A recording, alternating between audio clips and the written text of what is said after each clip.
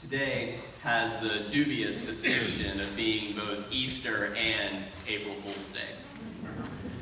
And while I'm sure there are some interesting theological provocations to be made at the intersection of those two holidays, like Jesus as trickster, or you thought Jesus was dead, April Fools, right?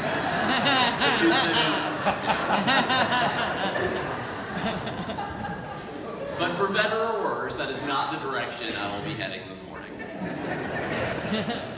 For any of you who are curious, the last time that Easter fell on an April Fool's Day was 1956.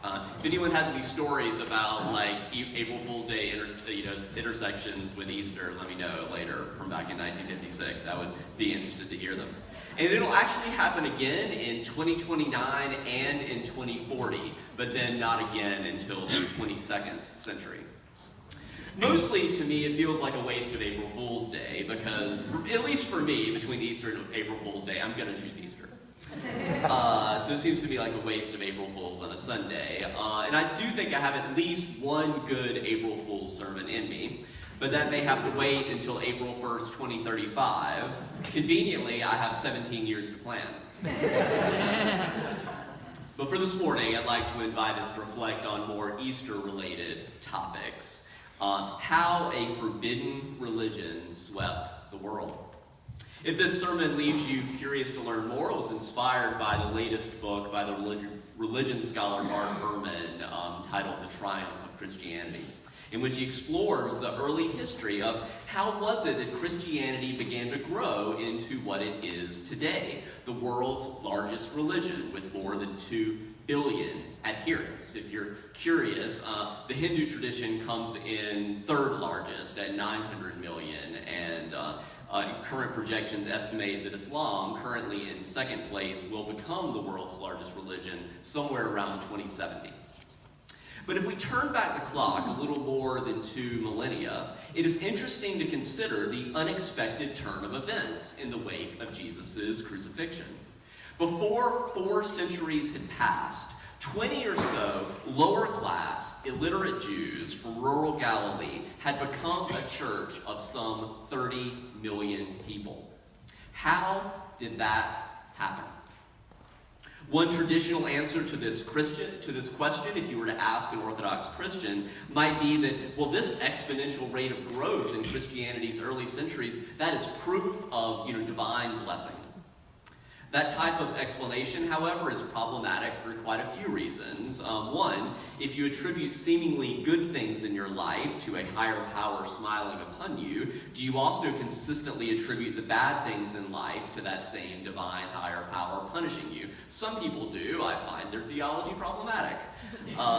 Furthermore, it's far from clear that the brand of Christianity that became popular in the Roman Empire, or that is most popular in the world today, to be frank, it's not clear that either of those has much to do with the ethics of love, mercy, forgiveness that the historical Jesus practiced.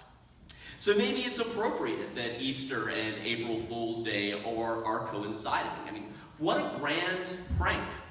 A grand prank on the largest scale, to have your faith become the most popular religion in the world only at the cost of sacrificing its core values. To quote Jesus himself from the 8th chapter of the Gospel of Mark, "For what will it profit a man to gain the whole world and lose his soul?" From a secular point of view, the most common answer to why Christianity began to grow so rapidly in the early 4th century is that the Roman Emperor Constantine converted to Christianity in the year 311. Take a look at the chart on the cover of your order of service. You'll see a significant inflection in the early 300s in the growth of Christianity. Indeed, Dr. Ehrman admits that this was his understanding until recently when he did the research for his latest book. But one of his most interesting discoveries is that Christianity may well have succeeded at basically the same rate, even if Constantine had not converted. It may have taken longer, but it may have succeeded anyway. So how is that possible? The answer is that Christianity had been growing all along, but had not yet reached a critical mass until the early 4th century. In short, Christianity's exponential rate of growth can be explained by a standard mathematical exponential growth curve, also known as a geometric rate of growth. For the mathematically inclined among us, that's when the ratio of the rate of change of a quantity to its current size remains constant over time. I know some of you are totally tracking with that, and others are like, what? For the non-mathematically inclined is the same idea behind what is sometimes called the miracle of compound interest. It's why you're supposed to start saving for retirement early, because it's sort of each decade, it makes a huge difference whether you start saving in your 20s or your 30s or your 40s as to that miracle of compounded interest. At first, the increases are small, but if a relatively steady rate of growth continues over time and enough time passes, the amount of savings becomes increasingly dramatic. With each passing year, you have a greater base of money or a greater pool of people converting, friends, family members, colleagues. That's why I tell all of you, invite your friends, family members, and colleagues. Let's get our exponential growth curve on, right? I should perhaps hasten to add that this sort of exponential growth is also what promoters of pyramid schemes and Ponzi schemes promise will happen, but the circumstances are not always present to allow growth to be sustained long enough to take off as catalytically as it did in those early centuries of Christianity. And even if the type of Christianity to which people were converting was much less radical than the beloved community that the historical Jesus envisioned and lived out, it remains remarkable that a religion that began with approximately 20 people in the year 30 converted half the Roman Empire, approximately 30 million people, in 370 years. Based on the available data, here's Ehrman's reconstruction of this exponential growth curve, this miracle of compounded interest that put Christianity on track to become the world's largest religion. The first major catalyst was the missionary activities of Paul. The beginning of the Christian movement saw a veritable avalanche of conversions. During those first 3 decades, from the crucifixion of Jesus around the year 30 to the last of Paul's surviving letters around the year 60, the church grew at a rate of around 300% per decade. But you're only starting with 20 people, right? For a total of approximately 1,000 to 1,500 Christians by the middle of the first century. As time passed, the rate of growth slowed. It didn't stay at 300%. If it had stayed at 300% per decade, by the year 160, there would have already been 1 billion Christians in the world. That is the miracle of compounded interest, if you could keep that 300% rate of growth. But we know there weren't 1 billion Christians then, because there were only about 300 million human beings alive at that time. Ehrman continues, after Paul's death, there was certainly a rapid decline. Say it went down to about 60% rate of growth per decade for the next 40 years up until the end of the first century. There still would have been a lot of energy and enthusiasm amongst people who thought not only had Jesus saved them from their sins, but also that he was coming back very soon. And that urgency of the expectation of Jesus' return would have been an impetus for spreading that message. There's an appendix in Ehrman's book if you really want to dive into all the nerdy mathematical details, but if you look again at that chart in your order of service, an educated guess is that there were about 7,000 to 10,000 Christians in the year 100, but that number barely registers on the line graph, right? It's still really hugging that x-axis. And that's part of the point. That 10,000 Christians, that is so many more than the original 20 followers, but it resulted, and it resulted from that steady rate of growth, but that was still only 1/60th of 1% of people in the Roman Empire at that time. A century later, 200 CE, again, there's this continuous steady rate of growth, and there was likely around 160,000 Christians. But that's still only 1/4 of 1% of citizens of the Roman Empire. But by the time yet another century passes with a similar rate of growth continuing, in the year 300, suddenly there are 2.5 to 3.5 million Christians. Suddenly, Christianity shifts from being less than 1% of the Roman Empire to approximately 10%, which can be a tipping point toward major change. Keep that in mind, that achievement of reaching 10% was prior to Constantine's conversion. So on one hand, Constantine's conversion absolutely granted this increasingly favored status to Christianity by many of the forthcoming emperors. That did help catalyze Christianity's growth over the next century from 3 million, 10% of the Roman Empire, to 30 million, 50% of the Roman Empire. On the other hand, it may have been that Constantine saw the writing on the wall and decided to hitch his star to an increasingly rising star. As the saying goes, you sometimes see politicians with their finger in the air trying to say, which way is the wind blowing, right? Looking back, Constantine arguably chose well because within 80 years of his conversion, the transformation was massive and official. Rome would be predominantly and officially Christian. There is so much more to say about this if you dive into the details, both of Constantine's personal conversion and the shifting relationship over time of how future Roman emperors related to the Christian tradition. But for our purposes, I'll limit myself to 2 more brief points. First, studying the exponential growth curve of Christianity, it not only allows us to trace that sharp incline in the 4th century, but it also invites us to imagine what might have happened among those increasingly large groups of Christians over time. For instance, as best scholars can discern from the available evidence, there were at least 50 separate Christian communities, and perhaps many more, by the year 100. We know these communities wrote letters to one another because we have copies of about 50 of those letters written between the year 50 and the year 150, some of which are included in the New Testament, some of which we just have copies of. Using some of the numbers we've been working with, Ehrman writes, let's say that between 50 and 150, those 50 known communities each wrote just 2 letters a year. That's not much. He says, I would think they wrote many more, even with the small percentage of people who were literate. That would mean that over that century, there were approximately a minimum of 10,000 Christian letters. But we have just this tiny little bit of it. That statistic is just one among many reminders that the historical record has preserved only a tiny fraction of the wide diversity of what was Christianity, early Christianity. The final point I want to invite us to consider is one I've spent a lot of time wrestling with over the years as someone who grew up in the Christian tradition. To what extent is the Christianity practiced by the Apostle Paul in the 1st century, by Emperor Constantine in the 4th century, by many Christians in the United States today? To what extent are any of those meaningfully connected to the life and teachings of the historical Jesus? After all, it's quite striking that the Nicene Creed, for example, written at the Council of Nicaea in 325 that was presided over by the Emperor Constantine, includes this section about Jesus. He became incarnate. Some of you are going to hear this in your head from having said it many times.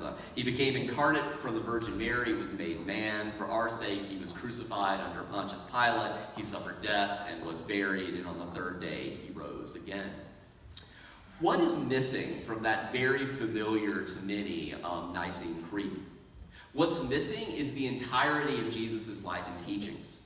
The Nicene Creed skips straight from Jesus' birth to his death, as if all that mattered was that he was born, he died, and was said to rise again. This theology has sometimes been called vampire Christianity, only wanting Jesus for his blood. Regarding the disconnections between Jesus' religion and Constantinian Christianity, Ehrman writes, Constantine dedicated himself to obeying and honoring the God of the Christians instead of the polytheistic gods of the Romans. He did not do so with complete success if being a faithful Christian means loving your enemies and turning the other cheek, for example. That's that love, mercy, and forgiveness stuff that the historical Jesus was into. He was not the sort of figure that Jesus would have envisioned while preaching in rural Galilee. Constantine was an emperor with enormous burdens, enormous responsibilities. Harsh legislation and the occasional or more than occasional ruthless act were all part of the job. Possibly the most important thing that Constantine did for the future growth of Christianity was to see that his sons were raised in the Christian tradition. Ehrman, as a historian, chooses to withhold judgment on whether this turn of events was for good or for ill. In contrast, I remember being challenged on precisely this point, the gap between the historical Jesus and what was taught by the Apostle Paul, by Constantine and others, being challenged on this by Dr. James Edwards, my favorite undergraduate philosophy professor. The college that I attended and that he taught at for decades was historically Christian. It was founded in 1826 with a motto of Christo et Doctrine, for Christ and learning. But it had become a secular liberal arts college a few years prior to my arrival in the late 90s. To Edwards, the college remained Christian only in a compromised Constantinian sense of the word Christian. And he thought it was important to be honest about that. Maybe we were for Christ and learning. We weren't for Jesus and learning, though.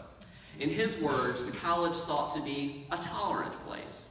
A place that believes in academic freedom and untrammeled inquiry. A place that tries to respect serious thinking and plain speaking. It wants to offer its students a wide range of perspectives. And he says, all that's great. And he would say, as an atheist philosophy professor, I wholly endorse it. But that doesn't seem to have much to do with any interesting form of Christianity. He says, I don't think Jesus would have been worth much if he tried to offer his disciples a wide range of perspectives. That's polytheism, right? He says, can't you just see it? Teacher, should we pay tribute to Caesar or not? Well, my friends, it depends on your conception of the state. That's Plato, not Jesus, right? On one hand, no, Jesus was not an on-one-hand guy. Nor would Paul have been so interesting or so scary if he committed himself in the churches he founded to academic freedom and untrammeled inquiry, right? No, he wrote really angry letters about how you're getting it wrong, right? No, these guys are interesting, Edwards would say, only to the extent that they're original and uncompromising, only to the extent they're committed to drawing lines, not just enlarging perspectives.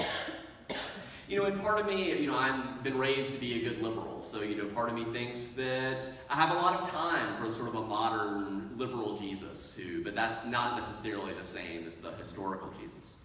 And all that being said, it is fascinating as well to trace the ways that over the millennia of Christian history, within that exponentially enlarged Constantinian Christianity made possible only by the compromises of Paul, of Constantine, and others. Part of why Christianity spread is that Paul didn't spread Christianity to the Jews. He spread it to the pagans and he said, don't worry about circumcision. Don't worry about keeping Sabbath. Don't worry about the hard stuff, right? That's how Paul sold Christianity, was compromising it from the very beginning. Despite all of that, despite Constantine marrying Christianity to empire, authentic expressions of the historical Jesus' vision of beloved community have nevertheless continued to arise. In the 4th century with the Desert Mothers and Fathers, in the Middle Ages with the Waldensians, the Beguines, and the Franciscans, places today like the L'Arche communities founded by Jean Vanier, the Catholic worker houses founded by Dorothy Day, the peacemaker teams from the Mennonite tradition. To the extent those are unfamiliar with you is to the extent that Constantinian Christianity has won, right? As opposed to the more authentic variations. So while exclusivism and Christian supremacy are part of the Constantinian compromise and far too much of Christianity today, there remains much that continues to be gained in this or any age from wrestling with the life and teachings of the historical Jesus, wrestling with the call to be loving, to be merciful, to be forgiving, to be generous. In that spirit, let's rise and embody your spirit. Turn in your hymnals to hymn 276, O young and fearless prophet.